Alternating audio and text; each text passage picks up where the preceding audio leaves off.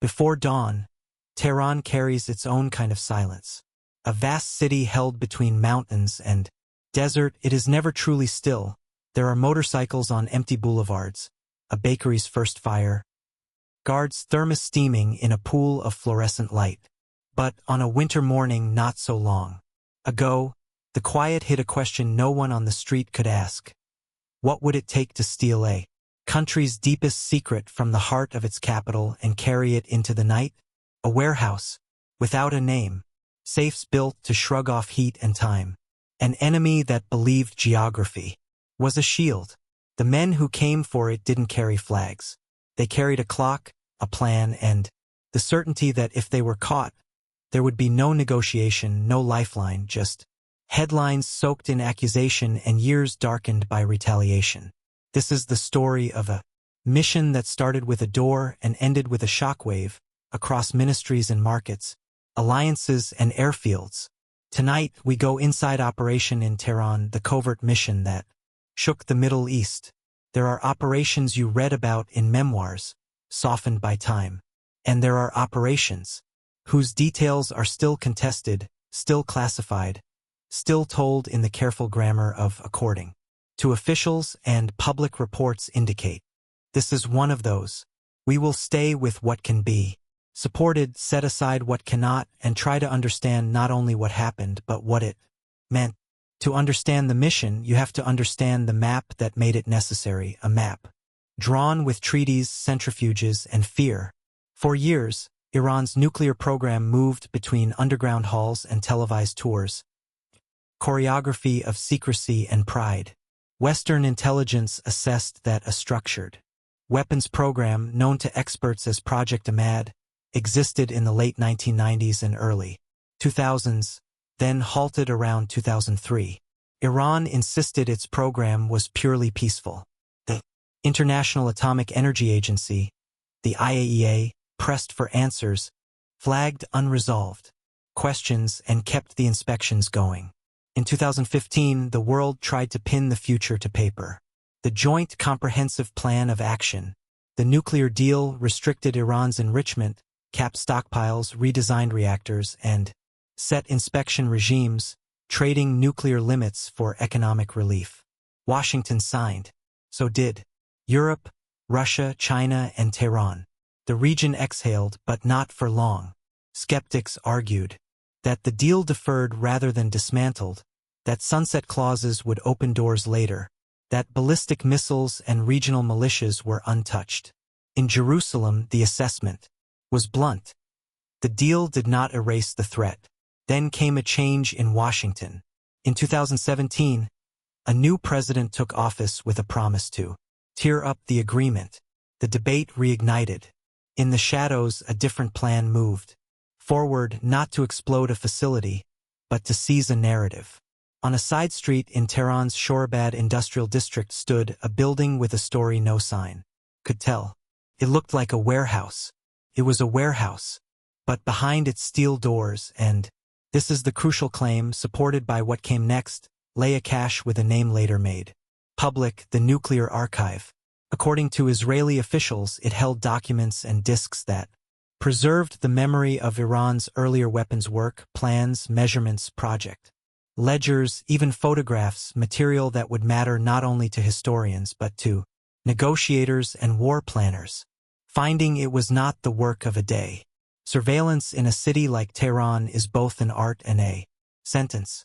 Watchers become part of the street.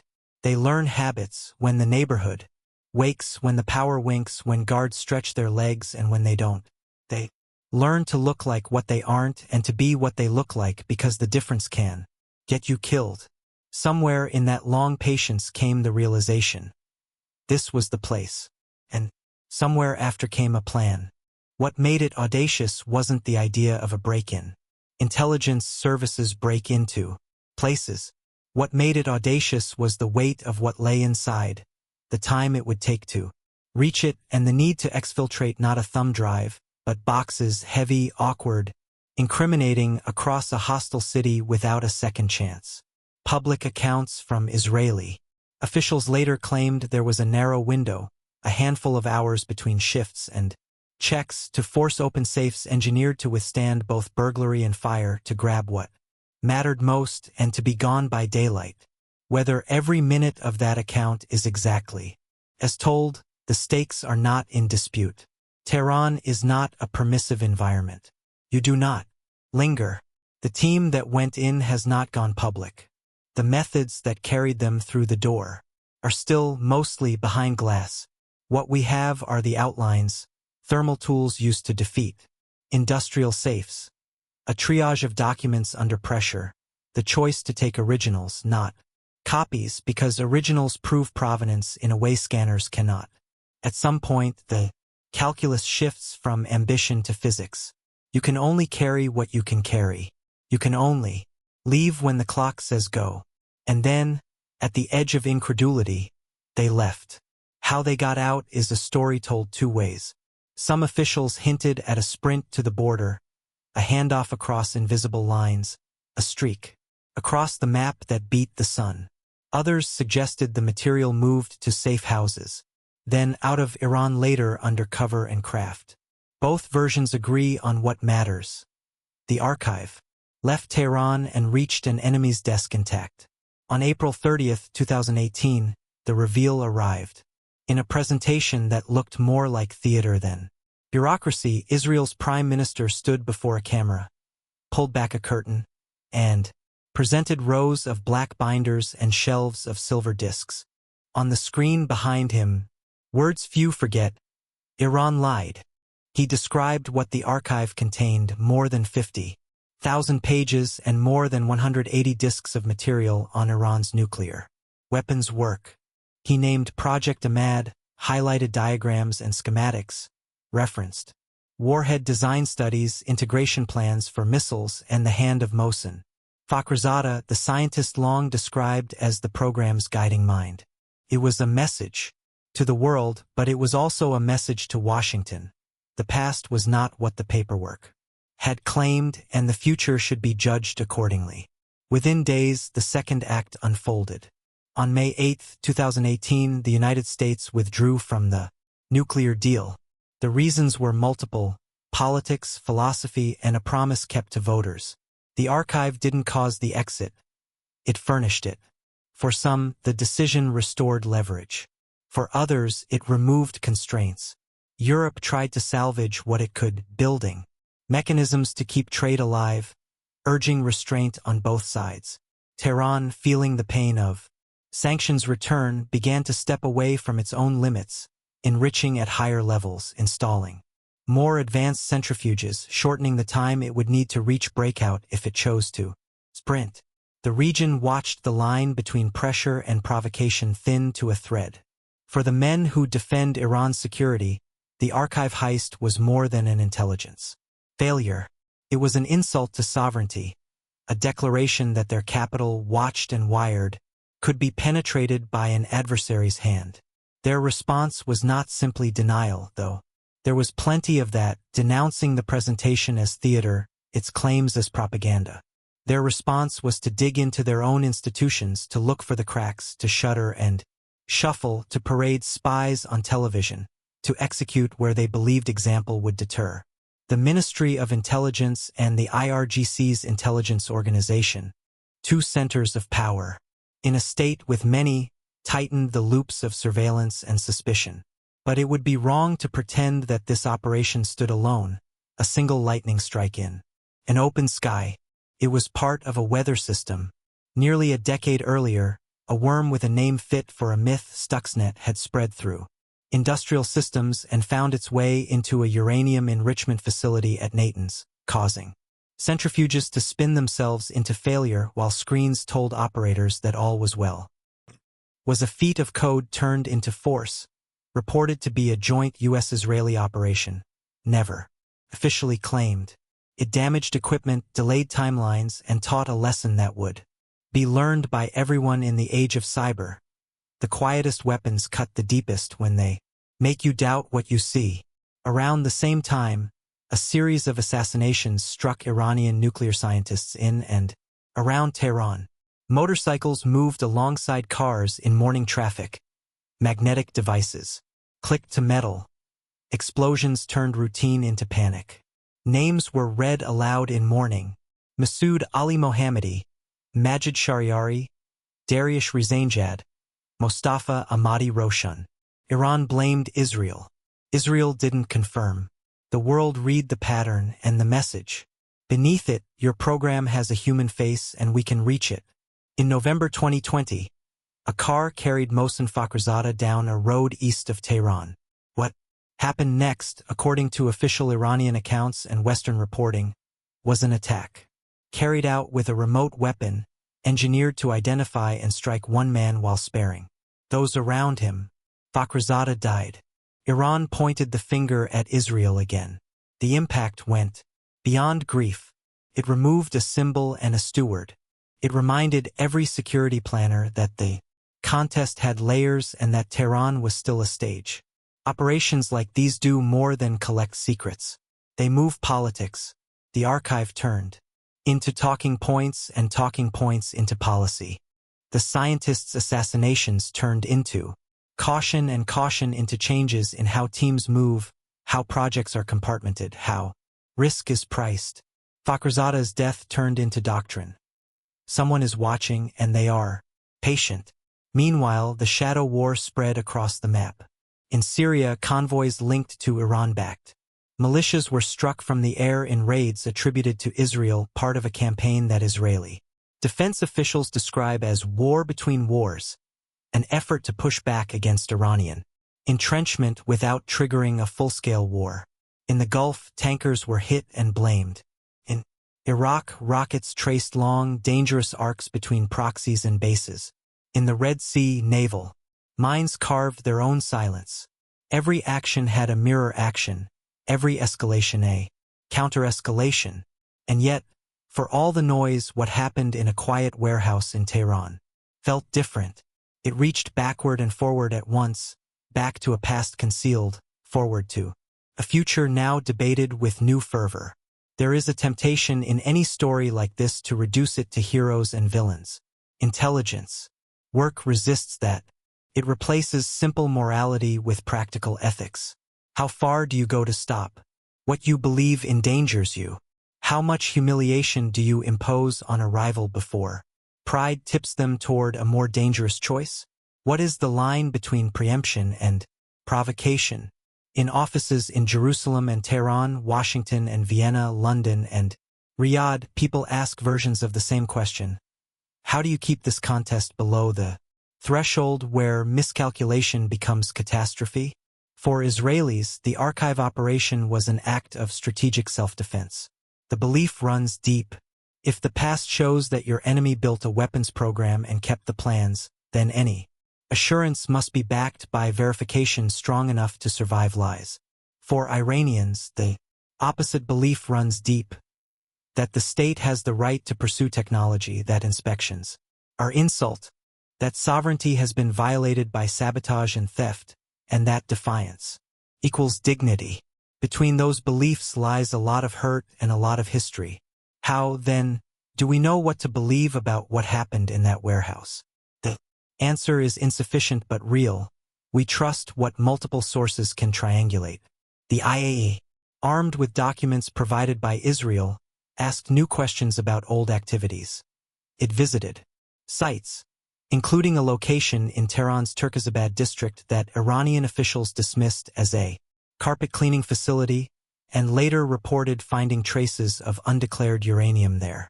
Iran at times blocked access or delayed responses and at other times tried to answer, framing the discrepancies as misunderstandings. The world's press examined the archive with the help of translators and experts. American and European officials acknowledged reviewing thousands of pages. The arc of the evidence pointed in the same direction. The cache was real. It contained significant material about Iran's past weapons work and its existence. Complicated the politics of the present. That leaves a different, harder question. Did the mission to seize it bring the region closer to stability or further from it? The answer depends on what you value most in the short term and the long. If your highest value is knowledge, knowing what your adversary did and how, then the operation was a Success that can be measured in documents rather than explosions. It armed negotiators with specifics and stripped away plausible deniability. If your highest value is restraint, maintaining a limited, verifiable pause in a dangerous program, then the operation's political consequences, especially when combined with the U.S. exit from the deal, may have made restraint harder to sustain. Iran responded to sanctions by re-escalating its nuclear work, and every new centrifuge installed becomes a fact that cannot be wished away. It is possible to hold two ideas at once: that the operation was a feat of intelligence that revealed truths worth knowing, and that the way those truths were used helped unravel a framework that kept the danger contained. History often refuses to flatter our preferences. What is clear is that the mission sent a message to more capitals than one. In Tehran, it said, "Your vaults are not safe." In Riyadh and Abu Dhabi, it said, "Your concerns are not yours alone." In Washington, it said, "The ally that lives close to the threat will act even when others hesitate." In Moscow and Beijing, it said, "The Middle East's balance of power is still being contested by means you cannot always predict." And to the people who live between all these capitals, it said something else entirely: that the games of the powerful are played in your cities as well, and that the outcomes will be counted in your currencies and your futures. There is a quiet human thread in the story that is easy to miss, because no one will put their face on camera to tell it. Every operation like this rests on locals whose names we do not know. A landlord who looks away, a technician who asks fewer questions than usual, a clerk who files a paper out of sequence, a driver who takes a longer route. Some are participants. Some are simply part of the city's background. In the aftermath, security services go hunting. They find some. They imagine others. They punish, sometimes rightly, sometimes blindly. Tehran is a city of 13 million. It is also a city of rumors. Operations like this flourish because trust is rare. They also worsen that scarcity. The years since the mission have only thickened the plot. Iran and the IAEA continue a dance of report and reply, demand and delay. Talks to revive the nuclear deal have started and stalled. Sanctions have tightened and loosened, conditioned on behavior that is often hard to measure. Regional alignments have shifted, Arab states recalibrating ties with both. Iran and Israel, new forums launched, old grievances rephrased. In this churn, the memory of a warehouse raid remains more than a headline. It is a parable for how modern power works, not only with armies and accords, but with deeds that say, "We know," and puzzles that ask, "Now what?" There is a final piece to hold on to: the cost that no one can audit, the risk borne by those who ran the operation, and the risk imposed on those who never asked to be part of a clandestine drama. Intelligence professionals talk about tradecraft as if it were a simple craft. It is not. It is a long surrender to lifelong secrecy, a discipline of refusing to take credit and refusing to shift blame. The mission in Tehran required that discipline in full. It also required a belief that the damage it did to the pride of a rival would not boomerang into a spiral that no one could break. We have lived long enough with the consequences to see both the brilliance and the burden of that choice. The brilliance is straightforward. The archive is real and it matters. The burden is more ambient. Trust dented, politics hardened, and a region already on edge reminded that the quiet is never empty. Stand again in your mind on that Tehran street in the last hour before sunrise. Somewhere a gate lifts. Somewhere a door closes. Somewhere a truck shifts into gear. No one notices, because in a great city, anonymity is not only possible. It is normal. The first time anyone, beyond a small circle, understands that something extraordinary has happened is months later, under bright lights, in a language shared by allies and enemies alike. There is a phrase in intelligence work that rarely makes it into speeches. Success has no end state. You steal the file and then you have to decide what to do with it. You reveal the secret, and then you have to live with the consequences of knowing. Operation in Tehran was not just a heist. It was a mirror held up to the region's anxieties and ambitions. Nations that prefer certainty to hope, leaders who trust only what they can hold in their hands, publics exhausted by the gravity of other people's risks. It proved that even in a city bristling with watchers, a small group of people, given time and discipline, can reach into the heart of a state and walk away with its memory. It proved something else as well, that memory, once exposed, comes with a question no operation can answer for us. What kind of future do we build with what we know?